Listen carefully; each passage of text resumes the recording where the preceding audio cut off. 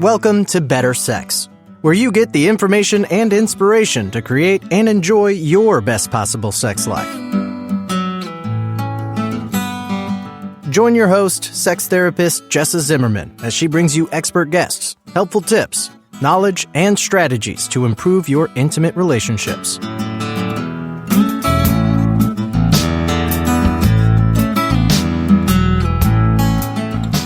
And now, your host, Jessa Zimmerman.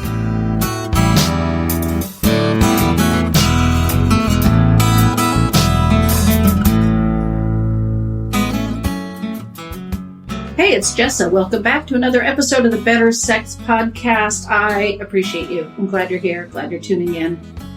I am talking today to Jane Fleishman, who, what a delight. She, late in life, went and got a PhD. She's become a sexuality educator, and she has written such a great book called The Stonewall Generation.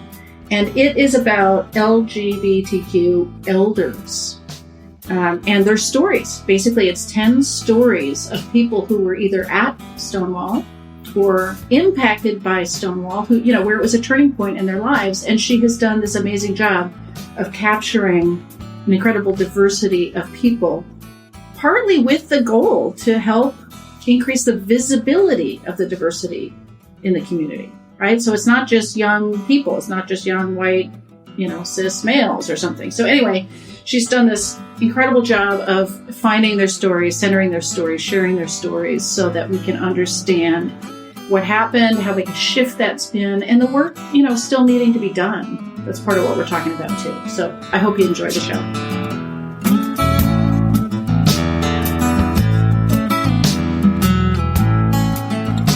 And before we start the show today, it is sponsored by Intimacy with Ease. It's a method to help otherwise happy couples achieve a sex life that is easy and fun for both of them, so you can actually just enjoy your sex life with zero stress. For more information, if you want to watch a brief little training video that's available, all of that, go to intimacywithease.com.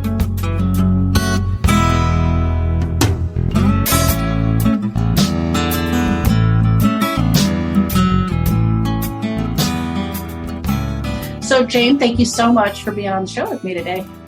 Thank you for having me, Jess. I'm so excited. Yeah, quite an accomplishment putting a book out. So I'm excited to get into that a little bit. But could we start with, this is sort of a little bit later in life endeavor for you, the sexuality education, right? So you want to give us a little picture of your journey, how you've ended up here?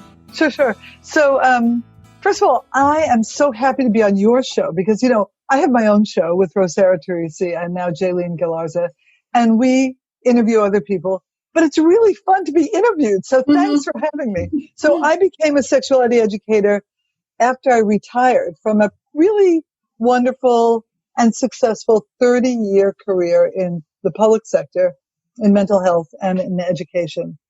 My last job, like real job, like where you go to work. Remember those days before yeah, COVID? Sort of vaguely. My last regular job was at a large public psychiatric facility in Connecticut. Wow. Where I was the director of medical education and staff development. And it was a great job. I loved my job. I had a lot of fun. It was a chance to be innovative. I had a nice staff. I had like 500 people who were employed by the hospital. And there were no, that's not right. It's been a long time. We had 500 patients in the hospital. Think about that. Oh my gosh. Yeah, the old state hospital formula, and 1,500 people on staff that we trained. So it was a big job. It was a lot of complications, but I retired happily and I never looked back. I imagine getting there someday, but yes. Yeah, you can just keep hope alive. Right. And as soon as I retired, I realized I want to keep working. I want to do another thing. I want to make trouble. I want to be a badass.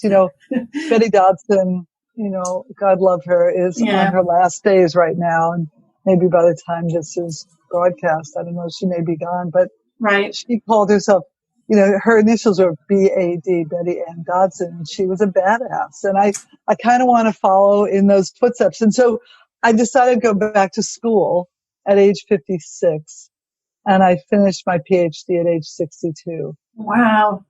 So that was cool, right? Congratulations. That's wonderful. Really, thank you. That was really hard. It was like having a baby. Now, writing a book was also really hard, but doing my dissertation was great. And what happened was I'd always wondered, what it would be like for me. Was I capable inherently in my brain size and in on my organizational size to get a PhD? I never knew if I could do it. And it was a good challenge to put in front of myself. And, I was always the oldest person in all my classes and older than the professors. And I loved being back in school. I loved it. And I did a lot of work on, it was a PhD and an MED in human sexuality at Widener University, the Center for Human Sexuality Studies in Philadelphia. And I really did a lot of work on myself during that period and really came into my own. We always talk about people coming into their own sexually. I came into my own intellectually in many ways. So, what made you choose that field? Why'd you pick human sexuality? I always loved talking about sex. It was easy. I mean, it was, and I thought this will be fun, right? I mean, it couldn't be more fun, as you know, to do this work and more meaningful, because the root of so many of our issues around the world are fundamentally challenging the interior design of who we are, sexually or in terms of our gender or orientation. And so it just seemed to me a really great fit for me wanting to make a little more trouble, and also for me wanting to learn about something that's so fundamental to life. So what does your troublemaking look like these days? Like, what are you doing with this PhD? I don't know if you finished it yesterday or if it's been a few years. But So I finished my PhD in May of 2016. Okay. So that's long enough to publish a book. Right. And that's what I've been doing. I've been reading, I've been writing, I've been presenting. I have a specialty in sexuality and aging.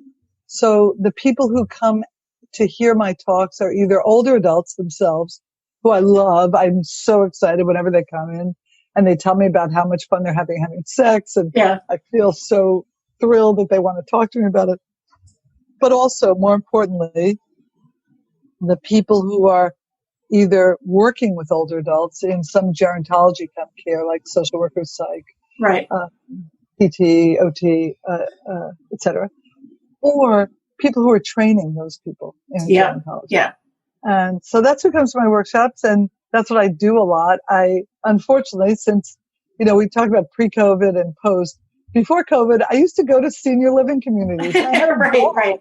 And I'd bring my condoms and the lube and my vulva puppet and my penis puppet, and we all laughed a lot, and I walked around.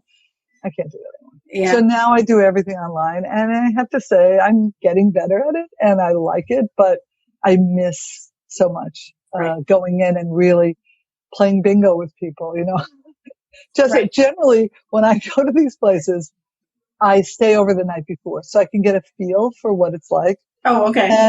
And if I'm lucky, I play bingo. And if I'm really lucky, I win 50 or 60 cents. And so it's really, it's kicking me right now that I don't get to do that. Right. All right. So that leads into the topic of the book. When was it released? Just this June of 2020. June of 2020. Okay. Right. So you want to talk a little bit about where that came from, what you were hoping to accomplish with it? The book is entitled The Stonewall Generation, LGBTQ Elders on Sex, Activism, and Aging. Those are three areas that I'm particularly concerned about as a sexuality educator.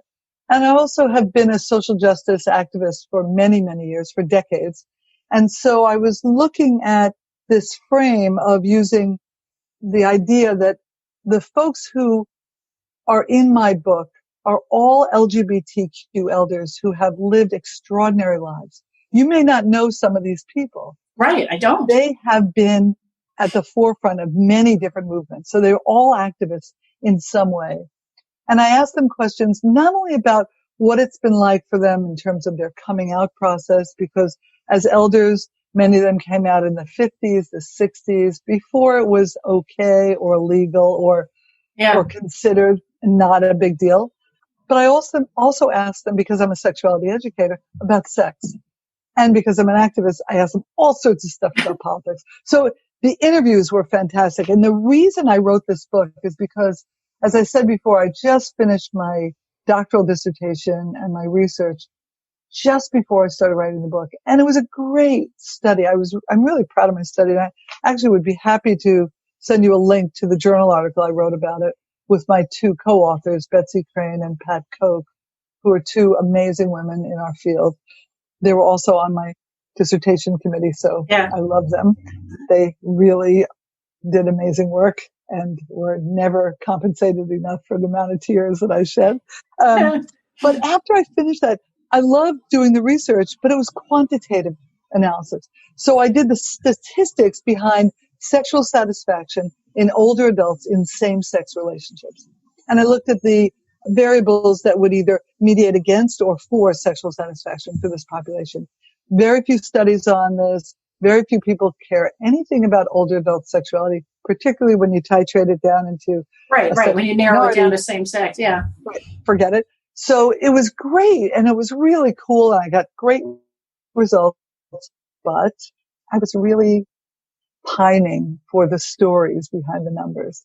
So I started this process of searching out people who would be interested in being interviewed for a book. I didn't quite know what it would be like yet, but I knew it would be the stories behind the numbers. Okay, so you have the idea for the book, and then you sought out the people, as opposed to, wow, I'm hearing some of these stories, I really got to capture this. Okay, right, you had this idea. Yeah, and for years I'd heard stories from my elders, and I loved them, but I didn't really know how to put it together. And so I worked with a number of really wonderful organizations around the country who helped me get the word out.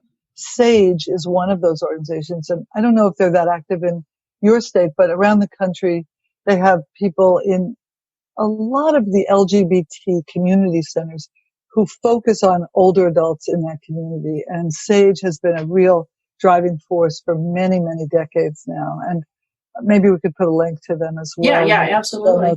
They're really amazing people. So they helped me find people. And then I stood out on the street and I sent friends who were going to the last Michigan Women's Music Festival.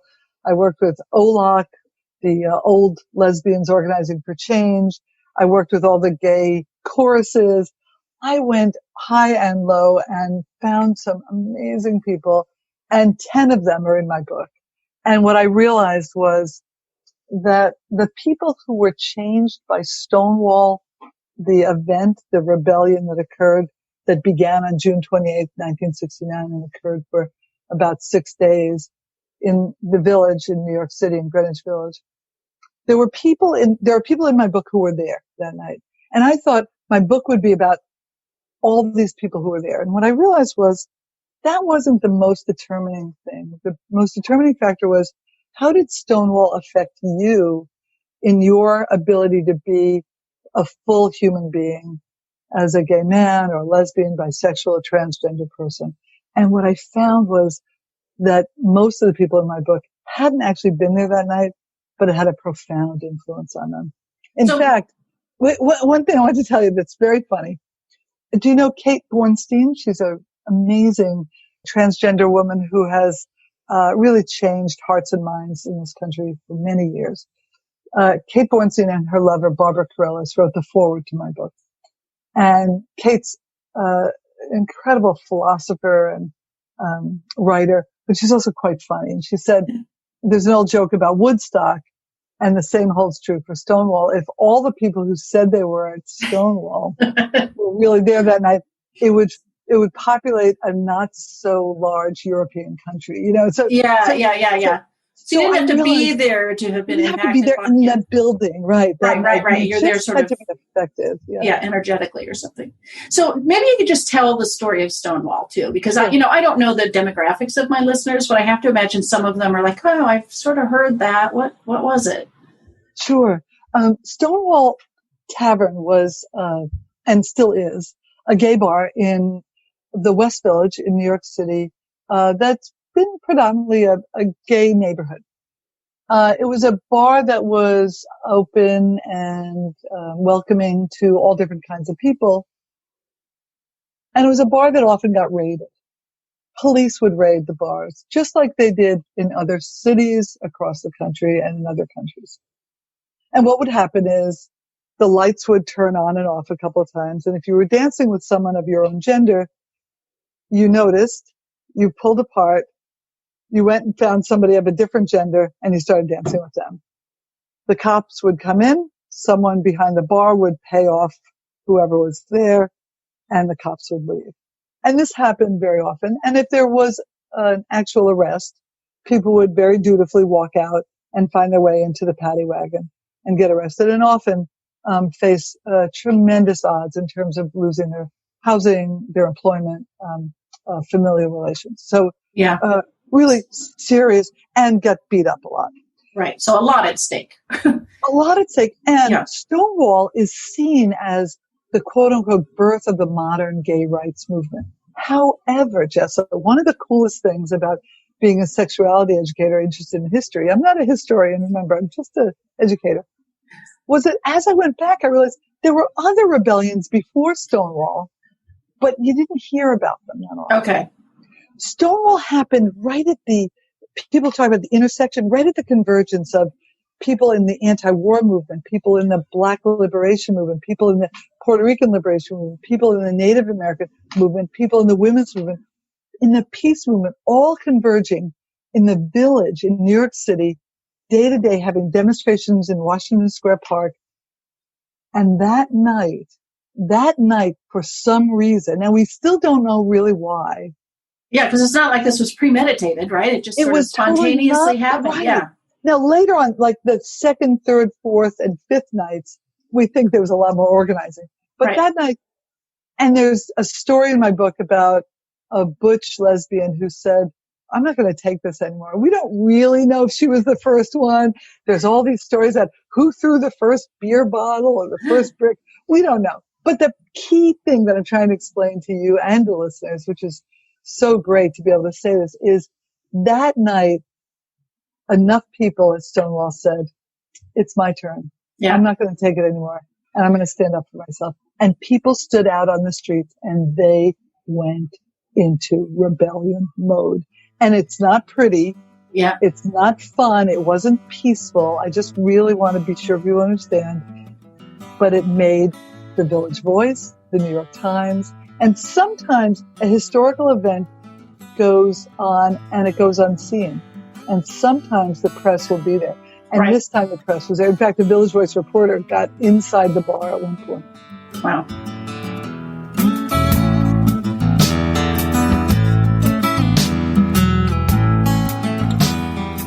Hi, it's Jessa here, taking just a quick break. Thanks for listening so far.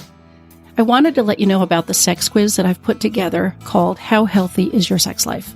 I've taken a close look at the typical ways that I see couples get into trouble with sex, including avoidance, neglect, negativity, distraction, and boredom.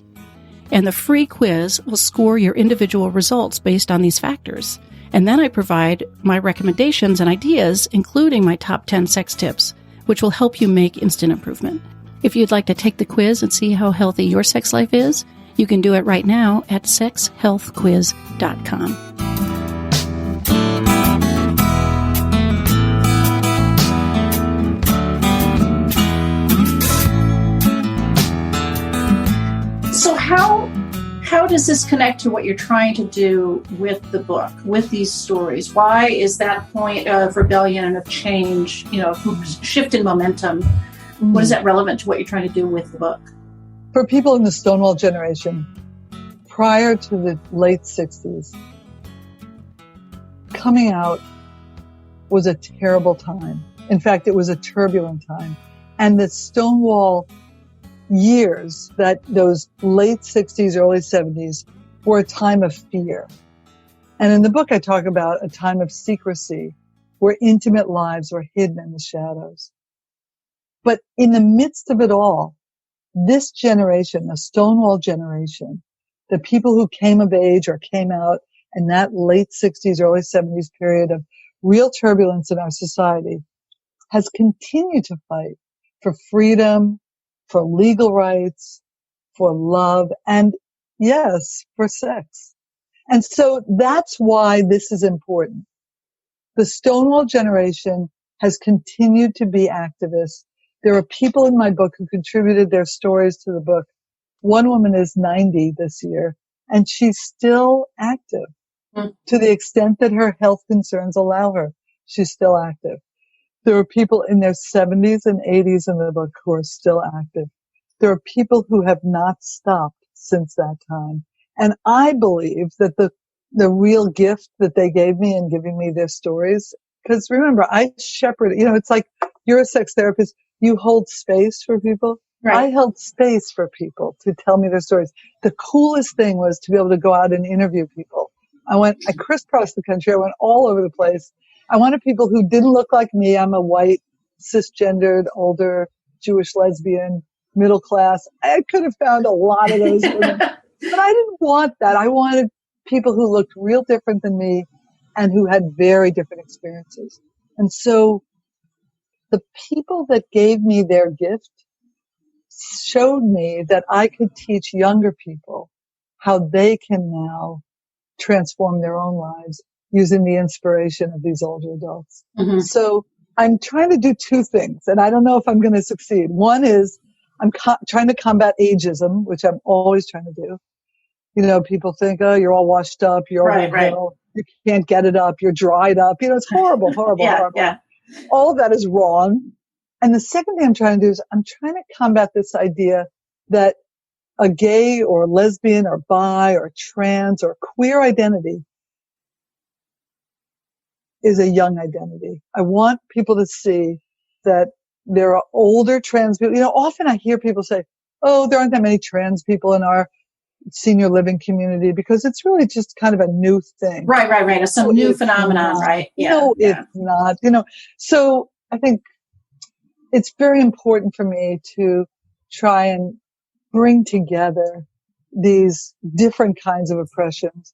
And the third one that I think that I've been doing all my professional life and now through this summer that we've had of Black Lives Matter movements all over the country is that I really tried very hard to make sure people's racial and ethnic identities were really different so that you could get some different kinds of perspectives that way. So, as a result, if you look in the book, one of the things that I was able to do was bring a photographer with me to all of the interviews. And then the photographers did a beautiful job of creating a color portrait of each person that begins their chapter of the book. So I write a little contextual description of them.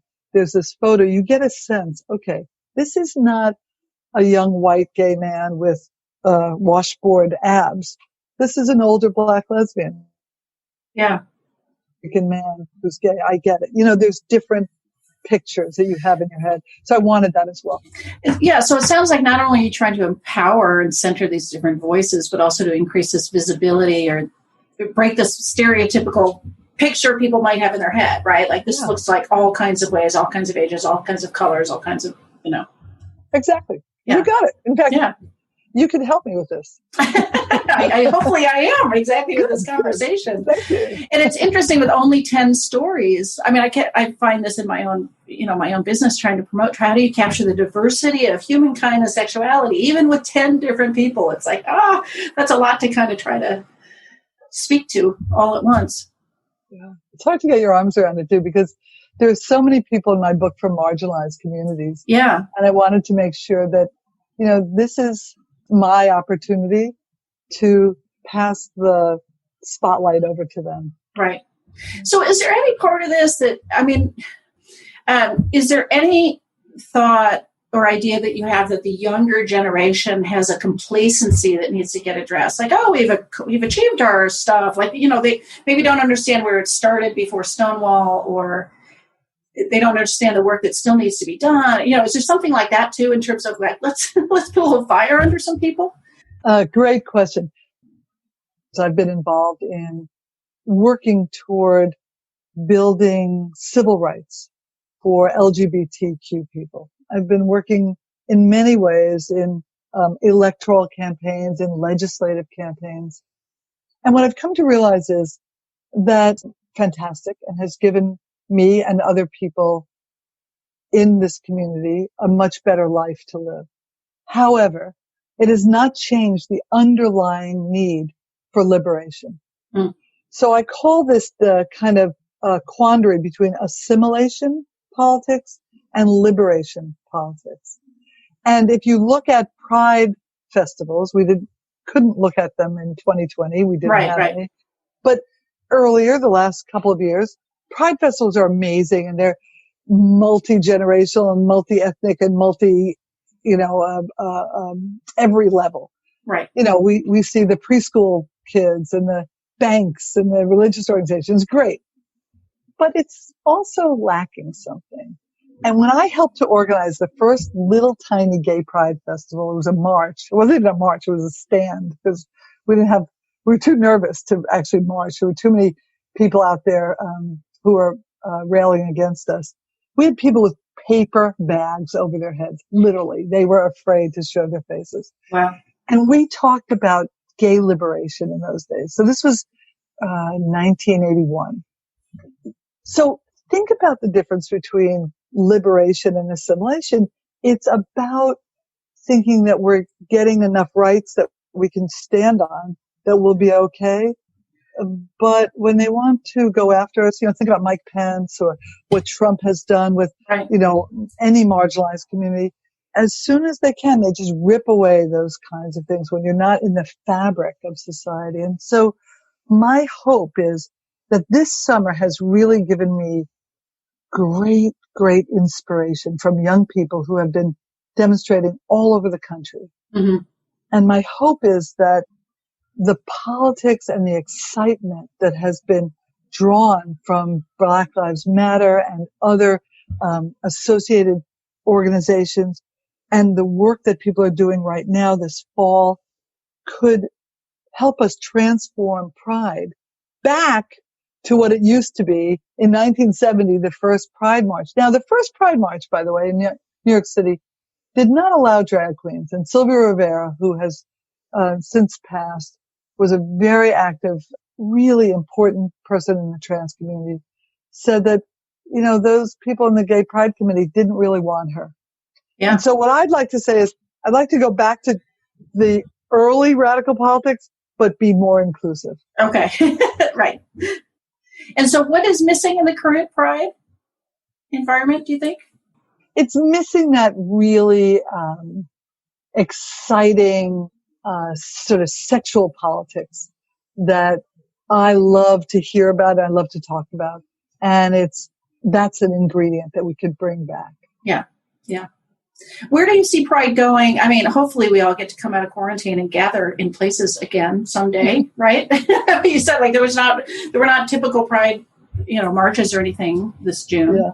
Yeah. What do you think that what do you think that's going to change, whether we get to march again someday or not? Yeah, I think it's a really good question. For me, what I've seen is that people are getting very antsy and they want to see change at all fundamental levels.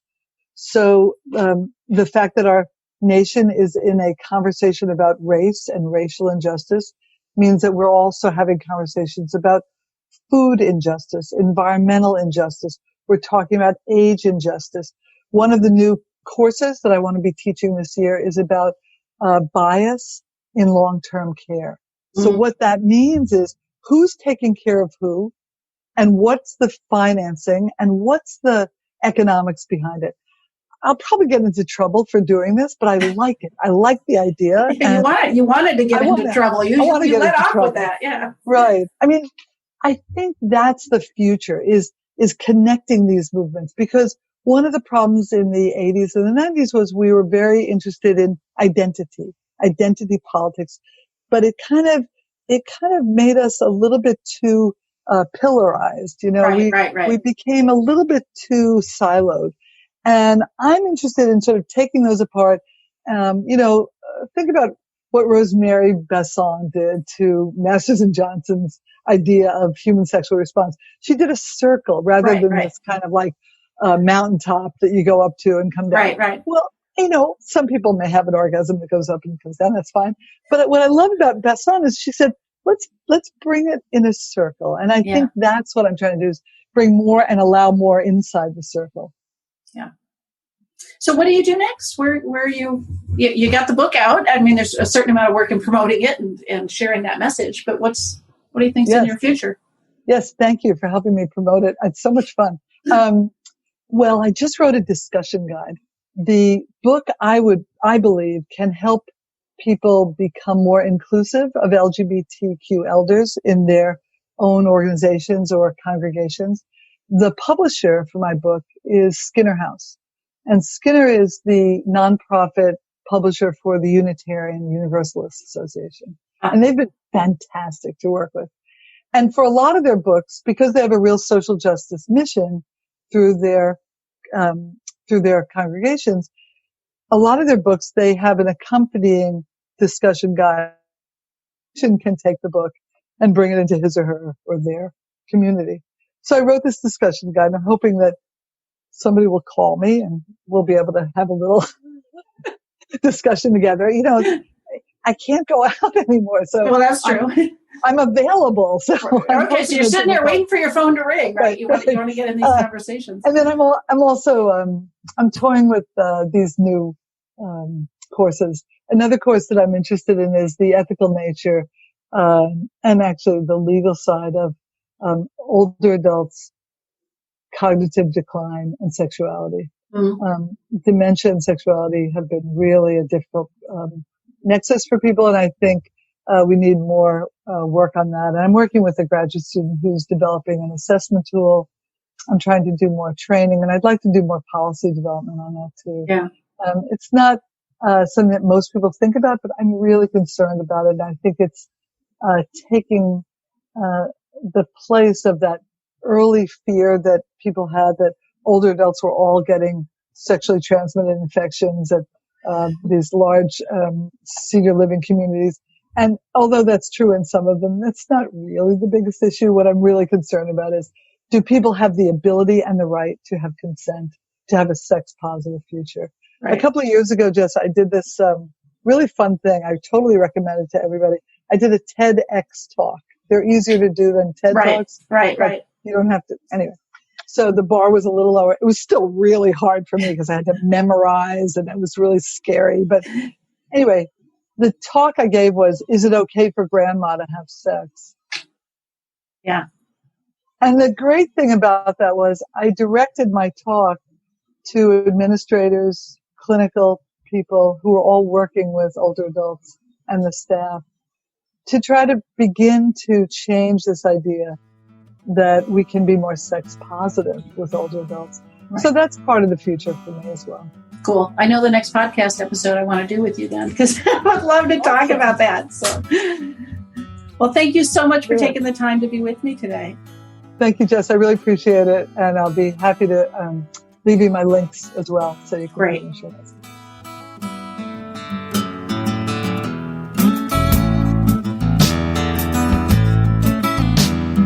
You've been listening to Better Sex. Please visit our website, bettersexpodcast.com, for show notes and additional episodes.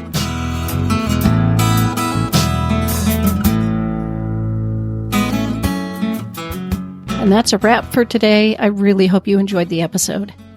If you are enjoying the podcast, if some of this material resonates with you and you would like to make a difference and make sure that this keeps coming out in the world once a week, ongoing, there are a couple things you could do to show your appreciation. The first would be to go to iTunes and rate and review the show. That really helps us be found by new listeners when you review the show on iTunes. You can find a link at bettersexpodcast.com/iTunes. The other thing I want to invite you to consider is becoming a Patreon. For a small monthly pledge, you get some benefits. So for $2 a month, you get advance access to every single episode. For $5 a month, you get a chapter of my upcoming new book.